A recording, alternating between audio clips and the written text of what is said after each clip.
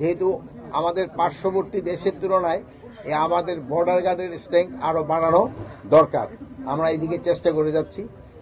আর আপনারা জানেন এই এলাকাটা একটু এলাকা দিয়ে বেশিরভাগ মাদক চলে আসে এবং আরো তো রোহিঙ্গা সমস্যাতে একটা বড় ধরনের সমস্যা রয়ে গেছে। এই জন্য এই ব্যাটালিয়নটা খুবই দরকার ছিল।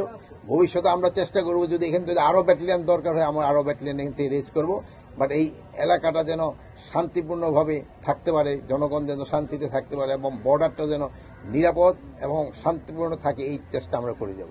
সীমান্ত হত্যা হয় কসবায় গতকাল হয়েছে। আমি কিন্তু আগের যে কথাটা বলছি আপনাদের এই এলাকাটা সম্বন্ধে আমি বলতেছিলাম। কসবাটা কিন্তু ইনফ্যাক্ট আপনাদের এলাকায় পড়ে না, ওইটা কুমিল্লা পড়ছে। হ্যাঁ, সীমান্ত হত্যাটা কিছুদিন আগেও বিজিবি এবং বিএসএফ এর যে মানে উচ্চ পর্যায়ে মানে এক ডিজি পর্যায়ে যে সম্মেলন হয়ে গেল, ওখানেও কিন্তু এটার উপরে সবচেয়ে বেশি জোর দেওয়া হয়েছে। তারপরও কিন্তু ঘটনা ঘটে যাচ্ছে।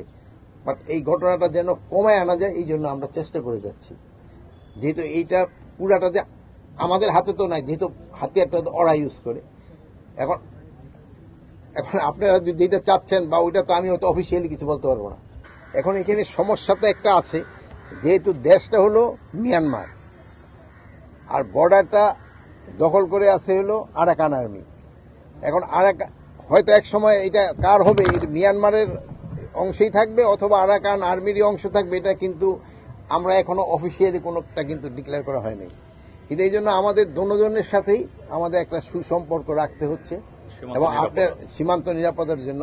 এবং সীমান্ত এখন যে অবস্থায় আছে একেবারে পুরানো নিরাপদ আছে, এখানে কোনো সমস্যা নাই। তো আপনি এটা যেটা বললেন যে প্রায় 60,000-এর মতো কিন্তু রোহিঙ্গা আমাদের দেশে প্রবেশ করে গেছে। এটা তো কতগুলি হলো মানবিক কারণে, অনেক সময় পারা যায় না যে ই করে দেওয়া। প্লাস বিদেশিদের একটা প্রেশারও থাকে যারা আসছে তাদের আপনি না পাঠানোর জন্য। এই জন্য আমরা তাদের সাহায্য সহযোগিতা এবং তাদের আমরা বাড়াইতে বলছি। আর একটা বলছেন যে এরাও তো অনেক দিন যাবৎ একটা ইসের ভিতর আটকা, এই জন্য তারও বের হয়ে আসতে চাচ্ছে। এবং অন্যান্য দেশ কিন্তু একসময় একটা প্রমিস করছে যে তারা তাদের জন্য অন্যান্য দেশে নিবে, কিন্তু যে পরিমাণ নিচ্ছে এটার সংখ্যা খুবই কম। এটা আমরা সবসময় আমাদের ওই সব দেশের অ্যাম্বাসেডার দেখা করলে আমরা তাদের ইনসিস্ট করি আপনারা নেন। প্লাস জানেন যে এই সরকার এটার ব্যাপারে খুবই সজাগ।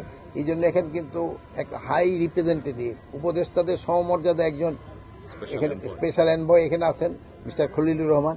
উনিও চেষ্টা করে যাচ্ছেন, নেগোসিয়েশন হচ্ছে, হয়তো সমস্যাটা সমাধান হয়ে যাবে। বাট বর্ডার নিরাপদ, বর্ডারে কোনো এখন আপাতত কোনো সমস্যা নাই। দুই একটা ছোটখাটো সমস্যা তো সব জায়গায় সব সময় থাকে।